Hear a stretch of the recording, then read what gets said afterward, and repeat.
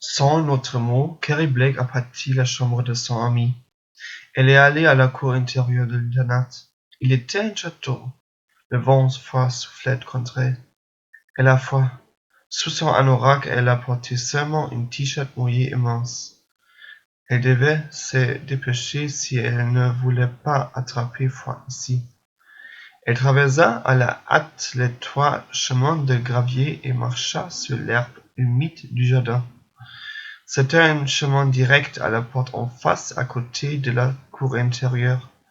Quand elle passa devant l'immense hêtre au milieu du jardin, Carrie s'arrêta soudain. Elle a eu voir quelque chose, mais indistinct. Seulement une ombre près du buisson à la carte. La vieille Madame Raby avait-elle découvert quelque chose sur le... Après tout, le lèvre à avaler, elle se sentait observée. Avec l'humain à droite, elle se cramponnait au collier de l'anorak et mettre lentement un pied devant l'autre.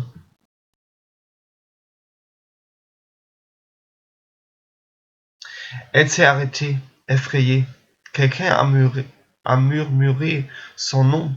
Salut, Madame Red. Son cœur battait tout à l'heure. Elle a écouté le rire clair. Le rire s'est brisé sur les arcades et semblait venir de toutes les directions. Quelqu'un était près de Carrie. Ne pas être là. Tu dois être parti. En battre très fort dans la tête de Carrie. Et puis, elle se réveille de la rigueur soudain. Comme il y avait beaucoup de furie derrière Carrie, elle traversa la cour intérieure très rapide. Elle se précipite vers l'entrée.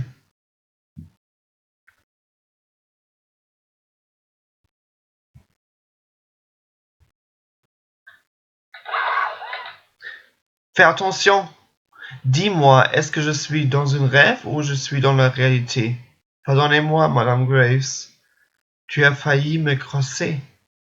Qu'est-ce que tu fais ici, au nom du ciel? Je voulais juste prendre l'air. Tu sais quelle heure est-il? Oui. Oh Dieu, tu es très éreinté. Je suis désolé. Je ne veux pas. Quelqu'un as-tu suivante? Tu harcelais? Non, je veux dans ma chambre très rapide. Pourquoi? Parce qu'il était très froid soudain. Ah, d'accord. J'ai entendu. Dans l'aile du garçon, le chauffage a une panne. Ne me dénonce pas, s'il vous plaît. Va-t'en dans ta chambre. Merci, Madame Graves. Ne vous faites pas attraper à nouveau. Carrie prendrait les escaliers, prendrait la clé et ouvert la porte de la chambre. Oh man, oh man. Épuisée, Carrie s'appuya contre le mur. Seulement lentement, son souffle s'apaisa. Elle a eu plus de chance, comme le raison qu'elle est tombée sur Madame Graves et non sur la vieille Raby. Madame Graves est la plus jeune professeure dans l'internat et pour les élèves, un peu comme une personne confiance, avec un sourire soulage sur les lèvres et du bout du pied. Elle a poussé une lettre bleu-grise à travers sa porte. Qu'elle reste quoi? Exactement, c'était une lettre bleu-gris.